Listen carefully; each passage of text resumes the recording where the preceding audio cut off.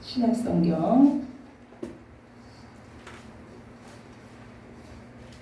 요한복음 13장 1절에서 20절까지 말씀, 제 성경책으로 169쪽입니다.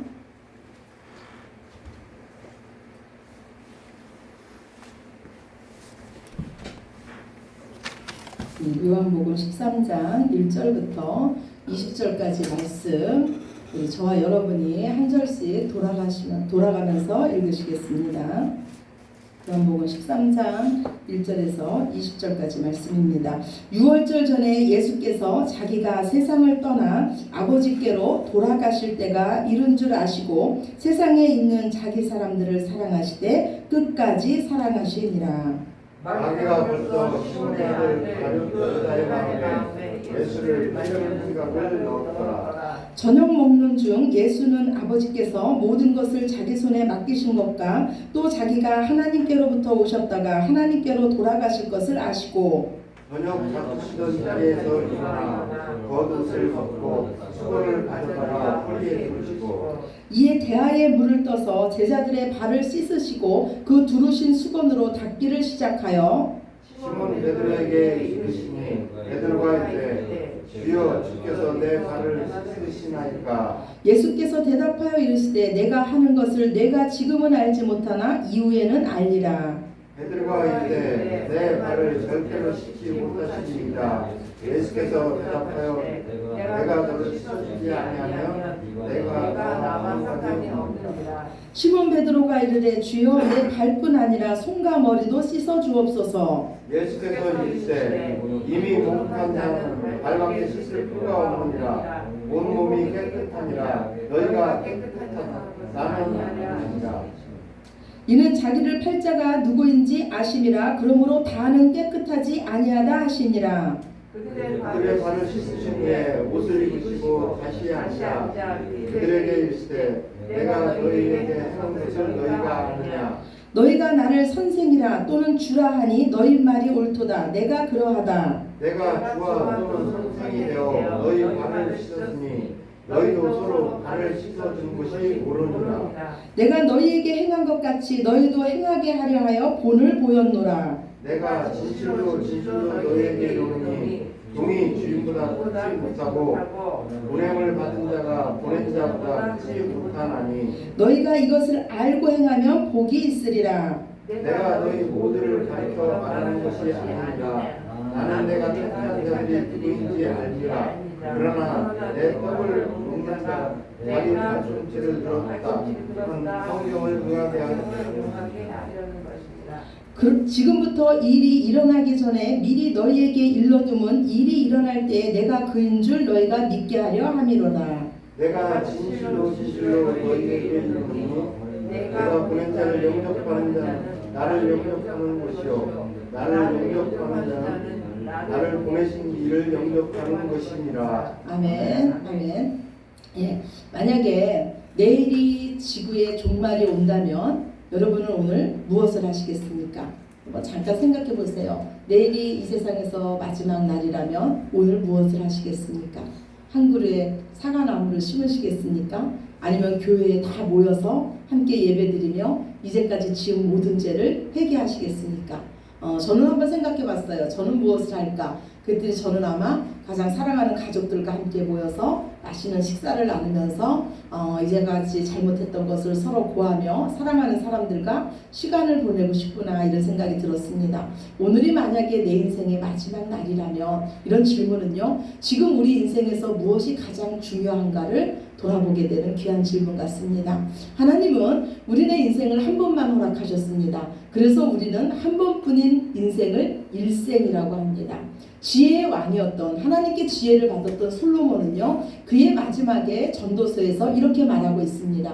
좋은 이름을 가진 것이 그 어떤 부귀보다 나으며 초상집에 가는 것이 잔치집에 가는 것보다 나으니 모든 사람이 이와 같이 되니라. 지혜자의 마음은 초상집에 있으되 우매한 자의 마음은 혼인집에 있느니라. 일생을 살아가면서 정말로 참 지혜가 무엇이냐면 죽음을 준비하는 것입니다. 그렇다면 여러분은 여러분의 죽음을 준비하셨습니까? 준비하셨다면 어떻게 준비하셨습니까? 이 솔로몬은 이렇게 말합니다. 좋은 이름을 가지는 것이 이 세상에 그 어떤 것을 준비하는 것보다 더 죽음을 잘 준비하는 것이라고 말하고 있습니다. 저는 죽음을 준비했습니다. 어떤 분이 저에게 오셨어요. 제가 어둠 가운데 있고 온갖 상처 투성이로 있는 저에게 어떤 분이 찾아오셨습니다. 그리고 그분은 저에게 이렇게 말씀했어요. 내가 너를 참 너무 사랑한다. 이 세상 그 무엇보다도 내가 너를 소중히 여긴다. 너는 참 내 앞에 소중하고 존귀하구나. 아가서의 그 검게 그을린 술람미 여인 같은 저에게 오셔서 너는 작다고 하지 말아라. 너는 아무것도 하지 못한다고 하지 말아라. 내가 너와 함께 하니까 너는 큰 자며 무엇이든 할 수 있단다. 사랑하는 자야, 이제 나와 함께 일어나 나와 함께 가자. 아무것도 없는 저에게 어떤 분이 찾아오셔서 그분은 그분 자신을 저에게 주셨습니다. 이 세상 그 무엇보다도 존귀하신 그분의 이름으로 사는 영광을 저에게 주셨습니다. 그분이 바로 누구십니까? 예수님이십니다. 저와 여러분이 믿고 따르는 예수님이십니다. 오늘 우리가 사랑하는 예수님은 우리에게 또 이와 같이 말씀합니다. 내가 너를 끝까지 사랑한단다. 아멘이십니까? 아멘. 말씀하세요. 내가 너를 그 누구보다도 사랑한단다. 끝까지 사랑한단다. 예수님은요, 저와 여러분을 끝까지 사랑하시기 위해서 지금 어디로 나가고 계십니까? 죽음을 향해서 나가고 계십니다. 우리들이 가장 두려워하는 그곳까지 예수님은 스스로 나가고 계십니다. 그리고 그 죽음의 현장에서 예수님은 이렇게 말씀하셨습니다. 너는 두려워하지 말아라. 내가 죽음도 이겼다. 내가 다 이루었다. 아멘이십니까? 아멘. 얼마나 큰 기쁨의 소식입니까? 이처럼 놀라운 복음은 없습니다. 오직 예수 그리스도의 이름을 가진 자만이 자신의 죽음을 준비한 자인 줄로 믿습니다. 우리는 이처럼 놀라운 사랑을 받은 자들입니다. 그런데 안타까운 것은요, 우리가 그 사랑을 받았는데 그 사랑으로 살지 못한다는 거예요. 왜 그렇습니까? 오늘 본문 말씀에 보니까요, 예수님은 우리를 끝까지 사랑하시는데 마귀가 우리 마음에 예수님을 팔려는 생각을 넣는다는 겁니다. 바보같이 우리만 사랑하는 예수님을 우리는 우리의 유익을 위해서 이용하려고 하는 마음이 얼마나 많은지 모릅니다. 제가 아시는 한 목사님이 계세요. 근데 이 목사님이 그 남편 장로님이 먼저 하늘나라에 하나님의 부르심을 받고 가셨습니다. 그런데 이 목사님이 하시는 말씀이요, 남편 장로님이 안 계시니까 불편한 게 한두 가지가 아니다, 이런 말씀하시는 걸 제가 들었어요. 여러분은 예수님을 사랑하십니까? 아니면 예수님이 필요하십니까? 오늘 예수님은요, 자기 사람들에게 하나님 나라의 그 사랑이 무엇인지를 몸소 보여주고 계십니다. 이제 내일이면 예수님은 십자가에 달려서 돌아가십니다. 예수님은 당신의 그 사랑하는 제자들과 함께 마지막 만찬을 나누십니다. 그런데 예수님께서 식사를 하시다가 겉옷을 벗으시고 허리에 수건을 두르시고 대야를 가지고 오십니다. 그리고 제자들 앞에 무릎을 꿇고 제자들의 발을 씻기시기 시작합니다. 이 유대의 풍습에 의하면요, 다른 사람의 발을 씻겨주는 것은 종 중에서도 가장 낮은 종이 하는 일입니다. 그런데 우리의 주 되시며 선생 되시는 그 예수님께서 제자들의 발을 씻기시는 것입니다. 사람은요, 죽기 전에 가장 중요한 말을 하거나 가장 중요한 일을 하게 됩니다. 그렇다면 오늘 예수님께서 제자들의 발을 씻기신 이 사건이 가장 중요한 사건이라는 것입니다. 예수님이 겉옷을 벗으시고 허리에 수건을 두르신 모습은요, 성경에 기록된 종의 모습입니다. 오늘 주보 첫 번째 말씀이에요. 누가복음 12장 35절에서 37절 말씀입니다. 우리 함께 읽으시겠습니다. 주보 첫 번째 말씀입니다. 허리에 띠를 띠고 등불을 켜고 서 있으라. 너희는 마치 그 주인이 혼인집에서 돌아와 문을 두드리면 곧 열어주려고 기다리는 사람과 같이 되라. 주인이 와서 깨어 있는 것을 보면 그 종들은 복이 있으리로다. 내가 진실로 너희에게 이르노니 주인이 띠를 띠고 종들을 자리에 앉히고 나와 수종들리라. 아멘. 오늘 말씀에 보면은요, 이 종의 역할이 무엇입니까? 종은 당연히 주인이 오면은 문을 열어줘야 됩니다. 허리에 띠를 띠고 등불을 손에 들고 주인이 올 때까지 기다려야 됩니다. 우리가 사극에서 그런 모습 보지 않았습니까? 주인이 오면은 한 종이 나아가서 문을 열어줍니다. 등불을 들고 문을 열어주는 모습을 봤죠. 그러면은 이 주인은 어떻게 들어갑니까? 당연한 듯 내 집이니까 들어갑니다. 그런데 오늘 말씀해 보니까요, 우리가 이런 종을 본 적은 없을 거예요. 주인이 종이 문을 열어줬다고, 야, 너 참 잘했다, 어떻게 문을 열어줬니? 그리고 이 늦은 시간까지 내가 올 때까지 어떻게 기다리고 있었니? 이렇게 칭찬하는 주인 보셨습니까? 문 열어줬다고 그 종에게 살해하는 주인은 아마 없을 것입니다. 당연히 종은 주인이 오면은 문을 열어줘야 됩니다. 주인이 올 때까지 기다려야 됩니다. 그런데 지금 우리 인간의 모습이요, 제약된 인간의 모습이 이 당연히 해야 할 일이 안 되는 인생이 되었습니다. 하나님 보시기에 좋았던 우리들이 하나님처럼 되려고 하나님 자리에 앉으면서 아버지도 알아보지 못하는 인생, 주인도 알아보지 못하는 인생, 주인이 올 것인데 그 주인을 기다리지 못하고 주인에게 문도 열어주지 못하는 배은망덕한 인생, 호로 자식이 되었습니다. 그래서 하나님이 우리에게 이렇게 말씀을 하세요. 오늘 주보 두 번째예요. 말라기 1장 6절입니다. 주보 두 번째 말씀 함께 보시겠습니다. 내 이름을 멸시하는 제사장들아, 나 만군의 여호와가 너희에게 이르기를 아들은 그 아버지를, 종은 그 주인을 공경하나니 내가 아버지일진데 나를 공경함이 어디 있느냐? 내가 주인일진데 나를 두려워함이 어디 있느냐? 하나님이 우리에게 말씀하시는 거예요. 그 다음 말씀도 봅시다. 이사야서 1장 2절에서 3절입니다. 여호와께서 말씀하시기를 내가 자식을 양육하였거늘 그들이 나를 거역하였도다. 소는 그 임자를 알고 나귀는 그 주인의 구유를 알건만은 이스라엘은 알지 못하고 나의 백성은 깨닫지 못하는도다. 아멘. 우리가 그런 말 하죠. 어떤 사람은 뭐뭐보다 못하다. 차라리 우리가 키우는 애완견이 낫다. 애완견 의지하고 사는 게 나아. 예, 이런 말 우리 하지 않습니까? 우리 인생이요, 어찌 보면 이 당연히가 안 되는 인생이 됐어요. 아버지를 공경하고 주인을 공경하고 이게 하나님을 알아보고 이 당연히가 안 되는 인생이 됐습니다. 그래서 하나님은요, 예수님은 이 당연히를 회복하러 이 땅에 오셨어요. 그러면 그 당연히 우리가 해야 할 일이 무엇입니까? 주보 네 번째예요. 말라기 4장 6절입니다. 같이 보시겠습니다. 그가 아버지의 마음을 자녀에게로 돌이키게 하고 자녀들의 마음을 그들의 아버지에게로 돌이키게 하리라. 아멘. 우리가 당연히 해야 할 일이 무엇입니까? 하나님을 아버지로 경외하며 하나님을 사랑하는 겁니다. 하나님을 사랑하는 그 사랑으로 이웃을 사랑하는 거예요. 당연히 자녀가 부모를 공경하고 종이 상전을 공경하는 겁니다. 당연히 남편이 아내를 사랑하고 아내가 남편을 존중하는 거예요. 하나님의 사랑으로 우리가 하나님을 사랑하고 이웃을 사랑하는 겁니다. 자녀된 우리가, 종된 우리가 당연히 해야 할 이 일을 한 것뿐인데 하나님은 우리에게 놀라운 약속을 하세요. 내가 너희에게 너희를 수종들 것이다. 너희를 자리에 앉히고 내가 허리에 띠를 띠고 너희의 발을 닦아줄 것이라고, 예수님이 친히 종이 돼서 너희를 섬겨줄 것이라고 말씀하십니다.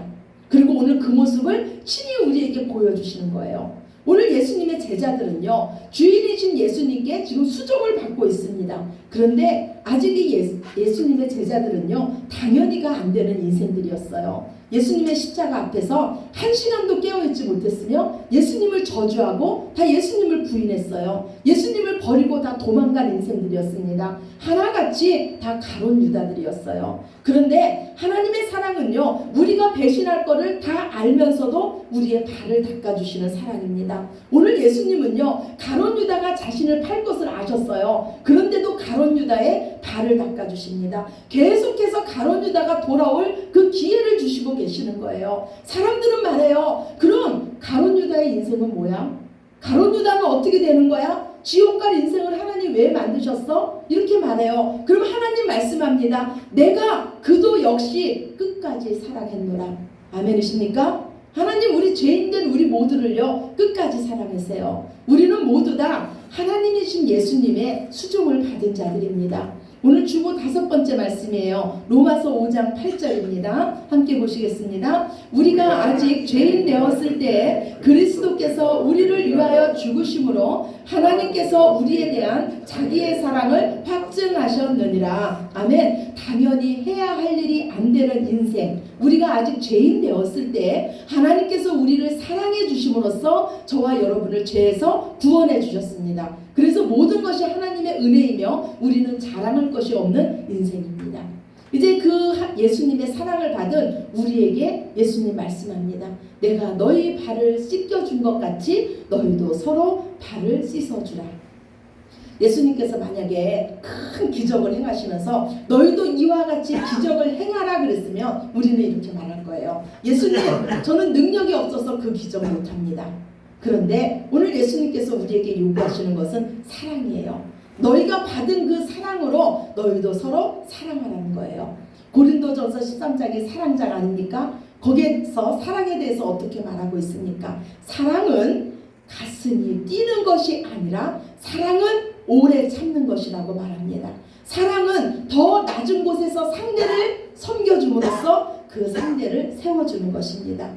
우리는요, 달란트 비유를 잘 알고 있어요. 그 달란트 비유에서요, 우리는 모두 5달란트 받은 자가 되기를 원합니다. 그래서 그 주인에게 칭찬받고 더 많은 것을 받아서 누리기를 원해요. 그런데 그 달란트 비유를 잘 보면요, 예수님께서 달란트 비유를 하신 목적이 있어요. 왜 그 비유를 하셨냐면 깨어있으라는 거예요. 깨어있으라고 예수님은 달란트 비유를 하세요. 그러면 깨어있는 게 무엇입니까? 우리 아까 종에 대한 말씀 보지 않았습니까? 깨어있다는 것은요, 종이 자신의 위치를 알고 주인이 올 때를 기다리며 손에 등을 들고 허리에 띠를 들고 주인이 오면 문을 열어주려고 기다리는 거예요. 허리에 수건을 두르고 하나님이 주신 그 사랑, 그 섬김으로 서로 섬기면서 이 땅을 살아가고 있는 게 깨어있는 겁니다. 종으로서 해야 할 일을 당연히 하고 있는 것이 바로 깨어있는 거예요. 하나님의 놀라운 사랑을 받은 자로서, 그 놀라운 달란트를 받은 자로서 사랑과 섬김의 삶을 사는 것이 바로 깨어있는 겁니다. 서로 발을 닦아주는 삶을 사는 것이 깨어있는 거예요. 이스라엘 백성들이요, 가나안 땅을 앞두고요 12명의 정탐꾼을 보냅니다. 그 땅이 어떤가 한번 보고 와라 그래요. 그랬더니 정탐꾼들이 그 땅을 탐지하고 돌아왔습니다. 그런데 10명의 정탐꾼들이 말하는 거예요. 그 땅은 정말 좋다, 너무너무 좋아. 그런데 우리는 그 땅 백성에 비하면 우리는 메뚜기에 불과해. 그 땅 백성들은 거인과 같고 우리는 메뚜기야. 우리는 그 땅에 가서 이길 수가 없어. 우리는 막대기 갖고 싸우는데 그 땅에 갔더니 큰 성벽이 있고 그 땅에는 탱크가 있는 거야. 우리는 그 땅을 이길 수가 없어. 이렇게 보고를 하는 거예요. 그랬더니 이스라엘 백성들이 어떻게 합니까? 밤새도록 대성통곡을 합니다. 그리고 다음날 그 지도자 모세에게 달려와서 소리 지르면서 이렇게 말하는 거예요. 이러려고 우리를 애굽에서 인도해냈냐? 차라리 애굽에서 죽게 놔두든지 이 광야에서 차라리 우리를 죽여라. 왜 우리를 가나안 땅에 들어가서 그 원주민들의 칼에 우리를 죽게 만드느냐? 내 아내와 내 자녀들을 왜 그들의 종이 되게 만드느냐? 우리 새로운 지도자를 뽑아서 애굽으로 돌아가자. 그랬더니 정탐꾼 중에 2명의 정탐꾼인 여호수아와 갈렙이 말합니다. 하나님께서 우리에게 주실 땅은, 우리에게 약속하신 땅은 너무너무 아름다운 땅이고 하나님은 약속에 신실하시기 때문에 그들이 아무리 강할지라도 하나님은 그들의 강함보다 더 강하신 분이시기 때문에 반드시 그 땅을 우리에게 줄 것이다. 너희는 여호와를 거역하지 말자. 우리 그 땅 백성을 두려워하지 말고 그들은 우리의 밥이다. 그 땅을 취하자. 이렇게 말합니다. 그랬더니 이스라엘 백성들이 손에 돌을 듭니다. 그리고 이 여호수아와 갈렙을 죽이려고 합니다. 그때 하나님께서 해막에 임재하십니다. 그리고 모세에게 말합니다. 야 모세야, 이스라엘 백성은 다 패역한 백성이니까 내가 이 백성을 다 멸해야 되겠다. 그리고 너를 통해서 강하고 새로운 나라, 완전한 나라를 내가 만들어 줄 것이다.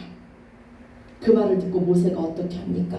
이 모세의 상황을 한번 생각해 보세요. 모세는 지금 죽을 맛이에요. 백성들에게 당한 그 배신감, 그 모멸감은 이루 말할 수가 없습니다. 그런데 이때 모세가요, 하나님께 이렇게 기도합니다. 주여, 절대로 이 백성을 멸망시키면 안 됩니다. 주여, 절대로 그렇게 하시면 안 됩니다. 그러면 하나님의 영광이 어떻게 됩니까? 하나님의 명성이 어떻게 됩니까? 애굽 사람들이 하나님의 크신 이름에 대해서 뭐라고 말하겠습니까? 이스라엘의 하나님이 자기 백성을 애굽 땅, 그 가나안 땅, 그 약속한 땅으로 인도할 능력이 없어서 이 광야에서 다 죽였다고 하지 않겠습니까? 주여 구하오니 이제까지 이 백성을 용서해 주신 것처럼 지금도 주의 인자하심으로 이 백성을 용서해 주십시오.